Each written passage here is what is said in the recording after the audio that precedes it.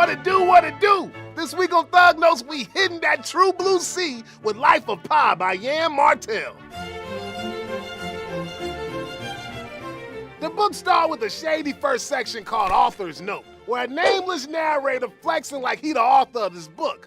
Brother just chilling, sipping on coffee, when he started chopping it up with a hood named Francis. Now this geezer all like, say dog, I bet I can tell you a story that's so tight, it's gonna make you believe in God. Oh, I gotta hear this, man. Francis started yapping about a boy named Pi he knew back in the day. Pi's story is so damn trill, the narrator gotta hit up Pi himself to get the legit story. It go a little something like this. As a little boy, Pi was coming up in Pondicherry, India, where his parents running a zoo that gave him enough cash flow to live a pretty cush lifestyle. Oh, and real quick, Pi ain't this little thug's full name. It's Pasina Molitor Patel. But since everyone always on his nuts calling him names like Pissin', he decided Pi gonna be his new street name. Now, Pi was actually raised a Hindu, and he is all about that jam. Still, it don't stop his 14-year-old self from sniffing around Christianity and Islam.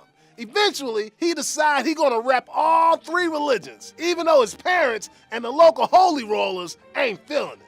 But Pi ain't tripping, cause to him, all religions are true, and he just wanna show love to the man upstairs. And it's a good thing Pi's so open-minded, cause his little ass about to move across the world. Since Pi's mom and pop ain't down with some political happening in New India, they decide to sell the zoo and peace out to Canada. So Pi, his fam, and all their animal homies hop up on a big-ass ship and start cruising. But after a couple days, a storm rages through the water and the ship starts sinking. Pi Dog is the only member of his family to survive. Damn. Dude hops on a lifeboat, but brother gotta share with an orangutan named OJ. A zebra with a jacked up leg, and a spotted hyena who started acting like a real dick when he decided to eat the other two animals. So not chill, spotted hyena. So not chill, man. But get even less chill when a 450-pound tiger named Richard Parker pop up from under a tarp and murk that hater. Pi like, man, this. So he ghetto rig himself a raft to keep his distance from Richie P's crazy self.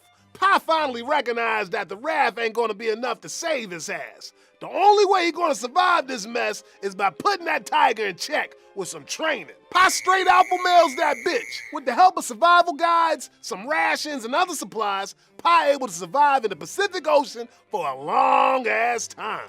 That don't mean it's easy though. At one point, Pi gets so dehydrated that he goes blind and his mind starts slipping. Matter of fact, he going so damn crazy that he started conversating with Richard Parker about their favorite kind of munchies. Turns out, Pi wasn't talking to Richard at all. Instead, it was another blind castaway. This French fool who flowed up in Pi like, my man, hop up on this here life raft and get yourself some rest, dog. But when the dude tried to boot up and murk Pi, Richard Parker like, bitch, and rips that sucker up. He dead. Later, Pi's boat lands on an island that survives by eating brothers. Yeah, you heard that right. Pi just about loses his shit when he finds teeth inside a piece of fruit. Ugh! So Pi and Richard Parker chunk deuces out of that trap. After over 200 days on a struggle in that watery abyss, their lifeboat washes up on the shore of Mexico. And Richard Parker rolls out into the jungle without even saying bye or nothing.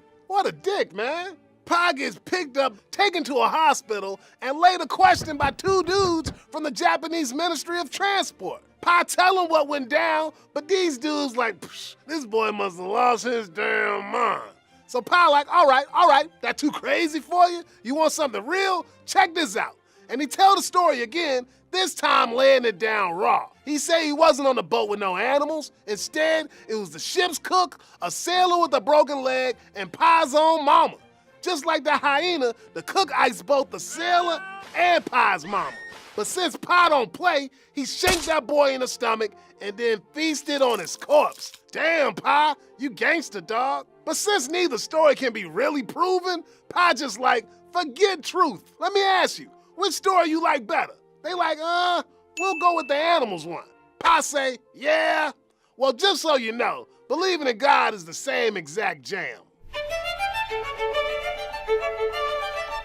Now, the title of this book ain't just talking about the life of some dude named Pi. There's more to it, player. Just look at what Pi say about his name. And that Greek letter that looks like a shack with a corrugated tin roof, and that elusive, irrational number with which scientists try to understand the universe, I found refuge. Pi sees his name as a symbol for home, that practical safety from the outside world. But at the same time, the number pi is irrational. Can't nobody make total sense of it, cause it never terminates or has fixed boundaries. And that's exactly what the book's saying about all life. It's a mix between the rational, things we can make sense of through science and reason, and the irrational, things that ain't even the smartest hood on the block can figure out. Life of pi, get it? Now don't get me wrong, science, reason, logic, dank. But that don't mean everything in life gotta be rational. The world gotta have a little taste of madness too. All living things contain a measure of madness that moves them in strange, sometimes inexplicable ways.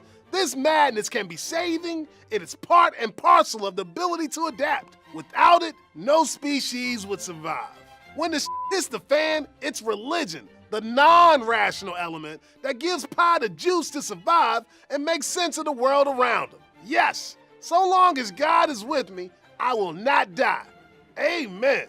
Pi might have that religion game on lock, but it don't mean that he got all the answers. Ain't no doubt that P-Dog gets on in the novel and has trouble coming to terms with all his suffering. So on one hand, Pi realized that the mess he go through up on that raft don't mean a damn thing to the universe.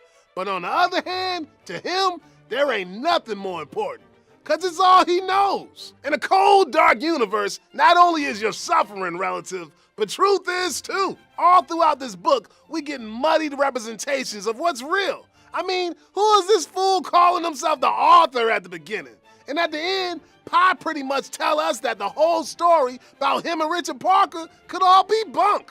Hell, there's a good reason to believe that Richard Parker is just the savage killer be killed side of Pi. Peep the subtle ways that little thug and Richie P associated with each other. Since we are on the subject, I became as constipated as Richard Parker. I began to imitate Richard Parker and sleep in an incredible number of hours. But who the hell knows? I guess the realest truth is there ain't no way to tell what really went down on that raft. Hell, both of the stories Pi lay on us might be total bullshit. So like Pi say, does it really matter what's actually true? Should we just go with what's better for us? Sure, rationality and practicality are worth fighting for, but maybe it ain't always so important to know the real deal. Maybe the best thing is just going with what's gonna help you cope and give you hope. Know what I mean? Hey, thanks for watching, my well-read ballers. Peace. Yo, thanks for watching, guys. Don't go anywhere, because if you like pie, and I mean the P-I-E kind, I want to tell you about a good friend of mine, Daym Drops, and his super official food reviews. He's a straight-up foodie and always is sure to share some laughs. You got to check out his latest. I mean, he's reviewing all sorts of stuff. Crunch wrap sliders, zesty citrus wings, bacon on a stick, and so much more. Click right here or the link in the description to be taken to his channel. Make sure to tell him Wisecrack sent you, and be sure to subscribe while you're there. And ask him when he's coming for some Korean barbecue and to kick it with the Wisecrack crew. And one more thing, everyone. We've got our original design Thug Notes tanks and women's tees on clearance. Now more than 30% off. So head over to the Thug Notes store and get them now. Because once they're gone, they're gone. The link to the store is right here, and you'll find it below in the description too. All right, that's it for now. Peace, guys.